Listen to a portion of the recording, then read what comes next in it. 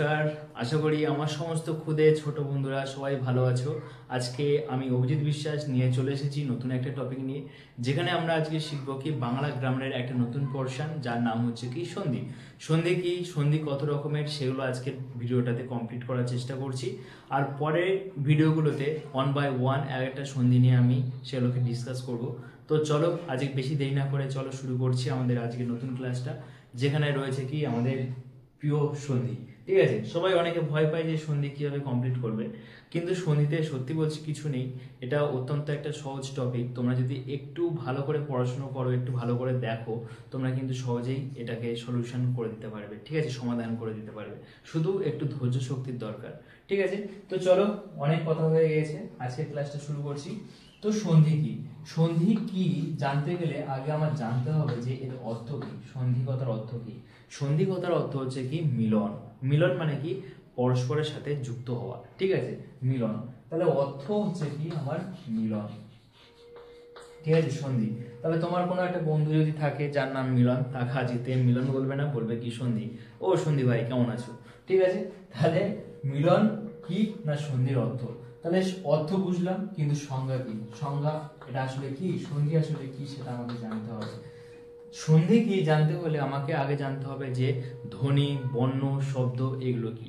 ধ্বনি আমি একদিন বলেছিলাম তোমাদেরকে একটা ক্লাসে যে ধ্বনি হচ্ছে আমরা যাবতীয় যা কিছু শুনছি যেগুলো শুনছি সেগুলোই হচ্ছে ধ্বনি।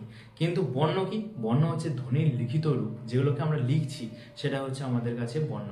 কিন্তু শব্দ কি? শব্দ হচ্ছে অর্থ যুক্ত, বর্ণ যুক্ত হয়ে যেটা আমাদের কাছে আসছে সেটা হচ্ছে কি শব্দ। তাহলে কি অর্থ বিশিষ্ট বর্ণ বা বর্ণ সমষ্টি হচ্ছে কি শব্দ। তাহলে এত কিছু জেনেছি আমরা আগের ভিডিওটাতে, সেই পরিপ্রেক্ষিতে আজকে আমরা সন্ধির বিষয়টা জানবো। তাহলে সন্ধি কি আমরা বলতে পারি যে যখন পাশাপাশি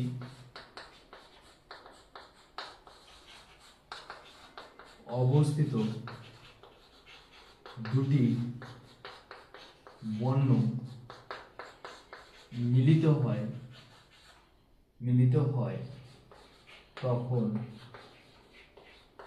তাকে সন্ধি বলে। তখন তাকে কি বলে? সন্ধি বলে। তাহলে কি বলছি, যখন পাশাপাশি অবস্থিত দুটি বর্ণ, বর্ণ কি বলেছিলাম? বর্ণ হচ্ছে ধ্বনির লিখিত রূপ। বর্ণ কি? তাহলে বর্ণ হচ্ছে ধ্বনির লিখিত রূপ। ঠিক আছে, এটা বুঝলাম, এইটুকুনি বুঝলাম।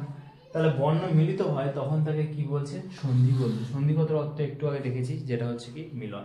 তাহলে পাশাপাশি অবস্থিত দুটি বর্ণ যখন মিলিত হচ্ছে তখন তাকে বলছে কি সন্ধি। যেমন ধরো আমি একটা উদাহরণ দিই, গ্রামার, ইংরেজি গ্রামার আর বাংলা ব্যাকরণ সবসময় মনে রাখবে, যত এক্সাম্পল করবে তত তোমরা কনসেপ্ট তোমাদের ক্লিয়ার করবে। ঠিক আছে, তাহলে যেমন ধরো বিদ্যা যুক্ত আলয়, তাহলে এটা আমরা কি বলতে পারি? দুটো শব্দ যুক্ত হয়ে কি করছে? দুটো বর্ণ যুক্ত হয়ে তৈরি করলে একটা নতুন শব্দ, যেটাকে বলছে কি আমার ধ্বনি। তাহলে এটাকে আমরা বলতে পারি কি বিদ্যালয়। ঠিক আছে, এটাই হচ্ছে কি বিদ্যালয়। তাহলে এই পর্যন্ত আমাদের ক্লিয়ার হচ্ছে কনসেপ্ট। প্রথম যে টপিকটা ছিল সেটা হচ্ছে কি অর্থ, তারপরে যেটা করেছি সেটা হচ্ছে সংজ্ঞা। এর বেশি কিছু করিনি আমরা। এরপরে যেটা করব সেটা হচ্ছে কি আমাদের শ্রেণী বিভাগ। তোমাদের যদি কোনো জায়গায় কোনোটা অসুবিধা হয়, বুঝতে না পারো, অবশ্যই আমাকে জিজ্ঞাসা করবে কমেন্ট সেকশনে, আমি অবশ্যই রিপ্লাই করার চেষ্টা করব। ঠিক আছে, অর্থ সংজ্ঞা হয়ে গেল। এবারে পরের যে মেন পোর্শন সেটার মধ্যে আমরা এন্ট্রি করছি, সেটা হচ্ছে কি শ্রেণী বিভাগ। আমাকে এটা মুছতে হবে, আমরা দেখা করছি এটা মোছার পর। দেখো, সন্ধি আমাদের 3 প্রকার। তাহলে আমরা সন্ধিকে কটা ভাবে ভাগ করছি, এটা পরের পয়েন্টটা কি শ্রেণী বিভাগ।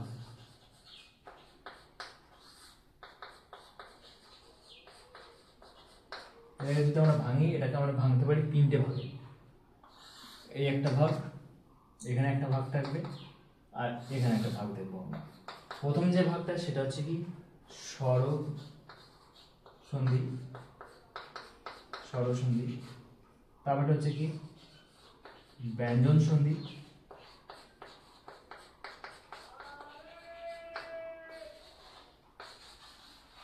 ব্যঞ্জন সন্ধি। ব্যঞ্জন সন্ধি। আরেকটা আছে যেটা হচ্ছে বিসর্গ সন্ধি।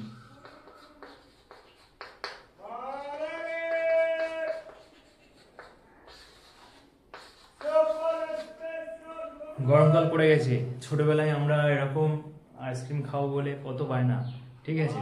তো আজকে যখন এই শব্দটা শুনতে পাচ্ছি, আবার সেই ডাক, আবার সেই গলার কণ্ঠ, তো ছোটবেলার কথা মনে পড়ছে যে বন্ধুরা মিলে ছুটতাম এই সাইকেলের পিছন পিছন যে আইসক্রিম দাও আইসক্রিম দাও। তো যাই হোক, তাহলে সন্ধি আমরা কতগুলো ভাগে ভাগ করছি, তিনটে ভাগে। একটা হচ্ছে স্বরসন্ধি, ব্যঞ্জন সন্ধি, আর একটা হচ্ছে বিসর্গ সন্ধি। এবারে আমরা সবকটা সম্পর্কে আমরা জানবো, ঠিক আছে, সবকটা সম্পর্কে জানবো। তো প্রথমে আমরা এটা জেনে নিই যে বিষয়টা কি। স্বরসন্ধি হচ্ছে যখন স্বরবর্ণের সঙ্গে স্বরবর্ণ মিলিত হচ্ছে, ঠিক আছে। কারণ কি মিলন, সন্ধি শব্দ অর্থ কি মিলন, আমরা একটু আগে দেখেছি মিলন। তাহলে মিলনটা কার হবে?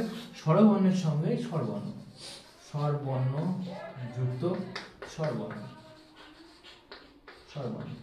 দেখো পরীক্ষার সময় এরকম প্রশ্ন খুবই কম আসে যে আমাকে বলে দাও স্বরসন্ধি কাকে বলে। পরীক্ষায় প্রশ্ন দেবে, এক্সাম্পল দিয়ে একটা শব্দ তোমাকে দিয়ে দিচ্ছে, সেটাকে ভেঙে তোমাকে দেখাতে হবে। তো সংজ্ঞাটা ইম্পর্টেন্ট নয়, বিষয়টাও ইম্পর্টেন্ট, যেটা হচ্ছে তোমার কনসেপ্ট, ঠিক আছে। তাহলে স্বরবর্ণের সঙ্গে স্বরবর্ণ। এবার ধরো সাপোজ তোমাকে পরীক্ষা টিম বলছো যে দাদা তাহলে তুমি সংজ্ঞাটা শেখাচ্ছ না কেন, তাহলে আমি সংজ্ঞা বলে দিচ্ছি। তাহলে যে যখন স্বরবর্ণের সঙ্গে স্বরবর্ণের মিলন হয় তখন তাকে বলা হয় কি? স্বরসন্ধি। তাহলে আমরা কি বলতে পারি? স্বরসন্ধি কি? স্বরবর্ণের সঙ্গে স্বরবর্ণের যে মিলন, স্বরবর্ণের সঙ্গে স্বরবর্ণের যে মিলন তাকে বলছে কি? স্বরসন্ধি। তাহলে আমরা লিখে দিই একবারই, স্বরবর্ণের সঙ্গে স্বরবর্ণের যে মিলন তাকে স্বরসন্ধি বলে। আগের দিন আমরা একটা দেখেছি, আজকে যেটা দেখলাম উদাহরণ বিদ্যালয়, সেটা এর একটা উদাহরণ আমরা একটু পরে দেখছি, ঠিক আছে। যখন আমরা উদাহরণ করব সেই সময় আমরা দেখে নেব। তাহলে এখানে এর কাঠামোটা, এর গঠনটা এরকম, স্বরবর্ণের সঙ্গে স্বরবর্ণ। তাহলে এখানে এর গঠনটা কেমন হবে ভাই? ব্যঞ্জন বর্ণের সঙ্গে ব্যঞ্জন বর্ণ, ব্যঞ্জন বর্ণ, ব্যঞ্জন বর্ণ যুক্ত ব্যঞ্জন বর্ণ, ব্যঞ্জন বর্ণ। তবে কি শুধু ব্যঞ্জন বর্ণের সঙ্গে ব্যঞ্জন বর্ণ হলেই কি তবে আমার ব্যঞ্জন সন্ধি হয়? না, একদম ভুল কথা। ব্যঞ্জন বর্ণের সাথে কখনো কখনো আবার স্বরবর্ণ যুক্ত হয়, ঠিক আছে, স্বরবর্ণ। বোঝাতে পারছি? এখানে শুধুমাত্র কেবলমাত্র স্বরবর্ণের সঙ্গে স্বরবর্ণ, কিন্তু ব্যঞ্জন সন্ধিতে ব্যঞ্জন বর্ণের সঙ্গে ব্যঞ্জন বর্ণ, আবার ব্যঞ্জন বর্ণের সঙ্গে স্বরবর্ণের মিলিত রূপ হচ্ছে কি? ব্যঞ্জন সন্ধি। তাহলে আমরা এখানে লিখতে পারি, এটা হচ্ছে গঠন। এবার আমরা সংজ্ঞায় লিখতে পারি যে ব্যঞ্জন বর্ণের সঙ্গে ব্যঞ্জন বর্ণের সঙ্গে ব্যঞ্জন বর্ণ,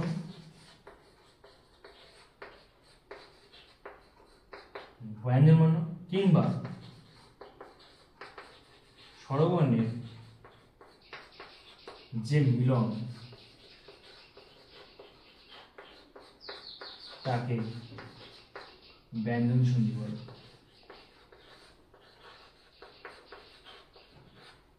ব্যঞ্জন সন্ধি বলে, ঠিক আছে, এটা হলো। তাহলে এবারে বিসর্গ সন্ধি আর একটা বাকি আছে, সেটা হচ্ছে বিসর্গ সন্ধি। বিসর্গ আসলে কি না, এই চিহ্নটা, এটা হচ্ছে বিসর্গ। বিসর্গ সন্ধি কি? আমরা বলতে পারি বিসর্গের সঙ্গে যখন স্বরবর্ণ যুক্ত হয়, স্বরবর্ণ, কিংবা আমরা বলতে পারি বিসর্গের সঙ্গে যখন ব্যঞ্জন বর্ণ যুক্ত হয়, ব্যঞ্জন বর্ণ। আশা করি বোঝাতে পারছি তোমাদের, ঠিক আছে। তাহলে বিসর্গের সঙ্গে স্বরসন্ধি আর বিসর্গের সঙ্গে যখন ব্যঞ্জন বর্ণ আর স্বরবর্ণ যুক্ত হয় তখন তাকে কি বলছে? বিসর্গ সন্ধি। তাহলে আমরা বলতে পারি কি, এটা সংজ্ঞা, তাই এখানে দুটো করে দাগ দিচ্ছি। মেন পয়েন্ট আমাদের উপরে থাকবে, ঠিক আছে, যেটা দেখলেই আমরা বুঝতে পারবো যে এটা আসলে কি, আমাকে আবার সংজ্ঞাটা পড়ার দরকার নেই, ঠিক আছে। বলতে পারি কি, বিসর্গের সঙ্গে স্বরবর্ণ কিংবা কিংবা ব্যঞ্জন বর্ণের যে মিলন তাকে বিসর্গ সন্ধি বলে, তাকে বিসর্গ সন্ধি বলে। যেমন লিখেছিলাম গঠনটা, সেই অনুযায়ী আমরা এখানে কি করেছি, সংজ্ঞা তৈরি করেছি। ঠিক আছে, এইপরে যে উদাহরণটা আমরা দিতে চলেছি, উদাহরণ যেমন, ঠিক আছে, আমরা লিখে নিই যেমন, এখানে দেবো কি বিদ্যালয়, বিদ্যালয়। এটাকে যদি আমরা ভাঙি তাহলে কটা ভাগে ভাঙবো, দুটো ভাগে, একটা হচ্ছে বিদ্যা আর একটা যুক্ত আলয়, বিদ্যালয়। এটাকে যদি আমরা আরো ছোট ভাগে এটাকে যদি আমরা আরো ছোট ভাবে বিশ্লেষণ করি তাহলে আমরা কি লিখতে পারি, দেখো, ব যুক্ত হস্যই যুক্ত দ যুক্ত অন্তেজ যুক্ত আ যুক্ত আ যুক্ত ল যুক্ত অন্তস্থ। ভালো করে বুঝবে। বিদ্যা কোথা থেকে কোন পন্থা আসলো, এই পন্থা আসলো কি বিদ্যা, আলয় থেকে আলয়, কারণ কি আর জন্য আ, ল যুক্ত অ, ল অন্তস্থ। ঠিক আছে, যার নিচে যেগুলো ব্যঞ্জন বর্ণ আছে সব কটার নিচে একটা করে দাগ দিয়ে দাও, অন্তের জ, আর এখানটায় ল অন্তের জ। ঠিক আছে, হয়ে গেল আমাদের কাজ কমপ্লিট। আমাকে একটু দেখতে দাও যে ক্যামেরায় আসছে কিনা, একটু কেটে গিয়েছে। তো যাই হোক, এইখানে দেখো, আর এখানে কিছু লেখারও নেই, এই যে আ, ঠিক আছে, এই যে আ, এই যে আ যুক্ত হয়েছে, এই আ এটা কি স্বরবর্ণ, দেখো এই যে আ যুক্ত হয়ে কি হয়েছে, বিদ্যালয়। বুঝতে পারছি, তাহলে আ যুক্ত হয়ে হয়েছে কি আকার, বিদ্যালয়। তাহলে এটা হলো। এরপরে যে ব্যঞ্জন সন্ধি আছে, ব্যঞ্জন সন্ধির উদাহরণ আমরা কি দিতে পারি, এর উদাহরণ আমরা দিতে পারি যেমন তন্ময়, তন্ময়। এটাকে যদি আমরা ভাঙি দুটো কথা লিখতে পারি, তদ যুক্ত ময়। অনেক জায়গায় দও থাকে, ঠিক আছে, এটা নিয়ে তর্ক বিতর্ক করতে হবে না, অনেক জায়গায় দও থাকে। ঠিক আছে, যখন এই দ আর এই ম যুক্ত হয় তখন হয়ে যায় কি নয়ময়। তাহলে দেখো এখানে খন্ডত্ব আর ম, এটা কি ব্যঞ্জন বর্ণের সঙ্গে ব্যঞ্জন বর্ণ। ঠিক আছে, তাই এটা কি হয়েছে, ব্যঞ্জন বর্ণের সাথে কি হয়েছে, ব্যঞ্জন বর্ণ। ব্যঞ্জন বর্ণের সঙ্গে ব্যঞ্জন বর্ণ যুক্ত হয়ে কি করেছে, এখানটায় খন্ডত্বের সঙ্গে ম যুক্ত করে হয়েছে কি নয়ময়। ঠিক আছে, দেখা যাচ্ছে নয়ময় তৈরি হচ্ছে, এটাকে তাই বলছে কি ব্যঞ্জন সন্ধি। ঠিক আছে, তাহলে বিসর্গ সন্ধির একটা উদাহরণ কি, বিসর্গ সন্ধির একটা উদাহরণ হচ্ছে কি পুরস্কার,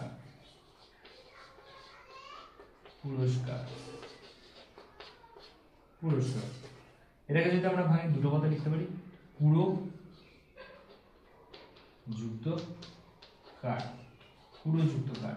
এই যে বিসর্গ আছে, এই যে পুরস্কার, তাই তো, এই যে ব্যঞ্জন আছে, ঠিক আছে, ব্যঞ্জন বর্ণ আছে, কি বলছে, বিসর্গের সঙ্গে যখন ব্যঞ্জন বর্ণ যুক্ত হবে, ঠিক আছে, বিসর্গ যখন থাকবে তারপরে যদি ক থাকে, ঠিক আছে, ক, তখন সেটা হয়ে যাবে কি দন্তের স্বর।